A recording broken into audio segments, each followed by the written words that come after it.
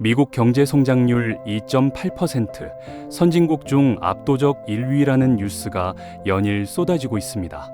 근데 이 화려한 숫자 뒤를 들여다보면 뭔가 이상한 게 보이기 시작합니다. 미국은 50개 주로 이루어진 나라잖아요. 그 50개 경제를 하나하나 뜯어보면 실제로 성장하고 있는 주는 고작 16개 뿐이고 13개는 제자리 걸음, 그리고 22개 주는 이미 경제가 쪼그라들고 있는 상황입니다. 제조업 중심지에서는 4만 개가 넘는 일자리가 사라졌고 농업 지역에서는 농장 파산이 1년 만에 30%나 급증했는데 GDP는 3% 성장이라니 대체 어떻게 가능한 걸까요? 답은 간단합니다. 빚이에요. 미국 가계부채가 2025년 3분기 기준으로 18조 5천억 달러를 찍었는데 이게 역대 최고치를 또 갱신한 겁니다. 성장하는 것처럼 보이지만 실제로는 빚으로 버티고 있는 거죠. 근데 오늘 하고 싶은 이야기는 미국이 망한다 이런 게 아니에요. 저는 좀 더 근본적인 질문이 궁금합니다. 왜 국가도 기업도 개인도 빚을 져서라도 성장해야 한다고 느끼는 걸까요? 이 집단적인 강박은 도대체 어디서 온 건지 한번 이야기해 보겠습니다.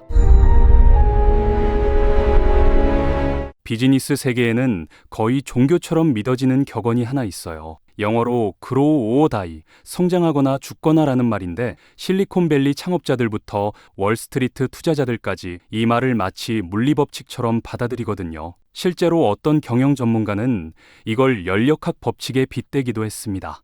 모든 시스템은 에너지를 투입하지 않으면 무질서해지고 결국 붕괴한다는 논리죠. 근데 정말 그럴까요? 경제학자 에드 헤스는 성장 아니면 죽음이라는 건 과학적 연구에도 비즈니스 현실에도 근거가 없는 믿음이라고 잘라 말했습니다. 그런데도 우리는 왜 이렇게 성장에 집착하게 된 걸까요?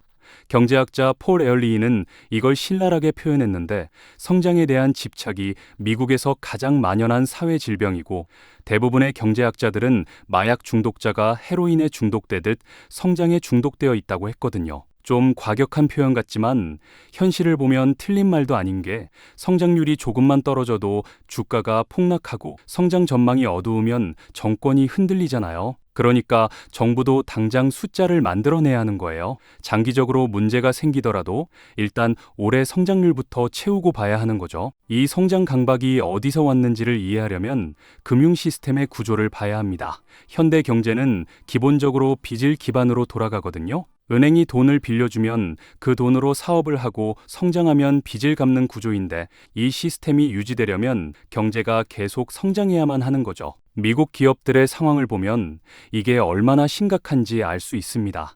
요즘 가장 핫한 AI 관련 기업들 상당수가 부채 비율이 500%가 넘거든요. 회사가 실제로 가진 돈 1달러당 5달러를 빌려서 사업을 하고 있다는 건데 지금처럼 금리가 높은 상황에서는 굉장히 위험한 수준이죠. 그런데도 이 기업들이 왜 이렇게 빚을 내서까지 투자를 하느냐? 멈추면 경쟁에서 뒤처지니까요. AI 혁명에서 뒤처지면 영원히 따라잡을 수 없다는 공포가 있는 겁니다. 개인도 마찬가지예요. 미국 가계부채가 18조 달러가 넘는데 신용카드 빚만 1조 2천억 달러, 자동차 대출과 학자금 대출 각각 1조 6천억 달러, 그리고 주택담보대출은 무려 13조 달러입니다. 근데 여기서 정말 무서운 건 빚에 대한 사람들의 인식이 바뀌었다는 겁니다. 예전에는 빚을 지면 부끄러워하거나 불안해했는데 지금은 빚이 그냥 일상이 돼버렸습니다. 특히 2008년 금융위기 이후로 거의 15년 동안 초저금리 시대가 이어졌거든요. 미국 기준금리가 거의 0%에 가까웠고 일본은 아예 마이너스 금리까지 갔었죠. 이 기간 동안 사람들은 빚에 대한 두려움을 잃어버린 겁니다. 한국도 마찬가지였어요. 한국개발연구원 자료를 보면 저금리 시기에 청년층이 중장년층보다 대출을 훨씬 더 급격하게 늘렸습니다. 같은 연구에 따르면 금리가 오르기 시작하면서 문제가 터졌죠. 금리가 1% 오를 때 20대의 소비 감소폭이 60대의 8배나 됐습니다. 빚을 많이 진 사람일수록 금리 인상의 충격을 더 크게 받은 거죠. 이 빚의 일상화를 가장 잘 보여주는 게 바로 BNPL입니다. Buy Now Pay Later, 지금 사고 나중에 갚는다는 서비스인데 예전에는 큰 물건 살 때만 할부를 했는데 지금은 커피 한 잔도 할부로 사는 시대가 된 거예요. 2021년 블랙 프라이데이 때는 BNPL 사용량이 전년 대비 400%나 증가했습니다. 이게 왜 문제냐면 BNPL이 비처럼 느껴지지 않기 때문이에요. 심리학 연구에 따르면 가격을 분할로 보여주면 사람들이 비용을 훨씬 낮게 인식한다고 합니다. 10만 원짜리 물건을 4번에 나눠서 2만 5천 원씩 내면 왠지 부담이 덜 느껴지는 거죠. 클라르나가 2017년에 낸 보고서를 보면 충동 구매는 자기 통제력의 일시적인 상실에서 비롯되는데 이게 소매업자들에게는 수익성이 좋다라고 적혀 있거든요. 이건 빚을 무기화한 겁니다. 이런 빚의 일상화가 특히 위험한 이유는 2008년 금융위기 때도 똑같은 심리가 작동했기 때문이에요. 당시에도 사람들은 집값이 영원히 오를 거라고 믿었고 빚을 내서 집을 사는 게 당연하다고 생각했거든요. 행동경제학자 로버트 실러는 이걸 비이성적 과열이라고 불렀습니다. 미래 집값에 대한 과도한 낙관주의가 개인의 판단력을 마비시키고 붐 사고방식의 사회적 전염을 만들어냈다는 거죠. 당시 은행들도 마찬가지였어요. 다른 은행들이 서브프라임 모기지로 돈을 벌고 있으니까 우리도 해야 한다는 군중심리가 작동한 겁니다. 신경과학자 폴 작은 우리의 뇌는 군중을 따르고 싶어 하도록 진화했다고 설명했어요. 금융시장에서의 패닉 매수와 패닉 매도는 이 군중 본능의 불가피한 결과라는 거죠. 그리고 지금 상황을 보면 2008년과 놀라울 정도로 비슷하거든요. 미국인들이 신용카드 연체를 하는 속도가 지난 10년 중 가장 빠르고 자동차 대출 연체율은 2008년 이후 최고 수준입니다. 다시 미국 경제 이야기로 돌아가 볼게요.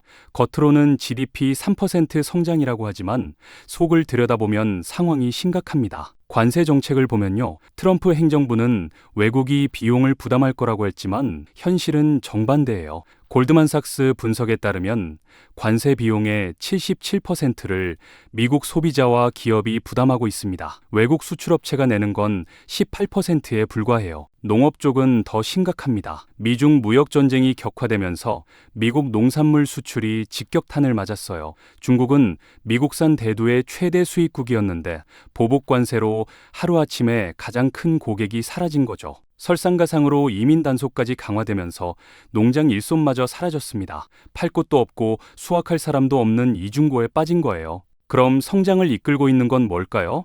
거의 대부분이 AI 관련 투자입니다. 테크 중심주들이 미국 전체 성장의 90% 이상을 만들어내고 있는데 문제는 이 성장도 빚으로 굴러가고 있다는 거죠. 이게 바로 빚으로 만든 성장의 위험성입니다. 한 곳이 무너지면 연쇄적으로 다 무너질 수 있거든요. 농장이 파산하면 지역은행이 위험해지고 지역은행이 흔들리면 소기업들이 위험해지고 소기업들이 망하면 직원들이 모기지를 못 갚게 되고 이런 식으로 도미노처럼 쓰러지는 거죠. 2008년에도 똑같았습니다. 서브프라임 모기지라는 작은 시장에서 시작된 문제가 전 세계 금융 시스템을 마비시켰잖아요. 지금 농업대출이나 상업용 부동산 대출이 비슷한 방식으로 연결되어 있다면 한 곳이 터졌을 때 어디까지 번질지 예측하기 어렵습니다. 2008년을 겪었고 수많은 전문가들이 경고하고 있어 이 위험을 모를 리가 없는데 왜 멈추지를 못하는 걸까요? 결국 우리는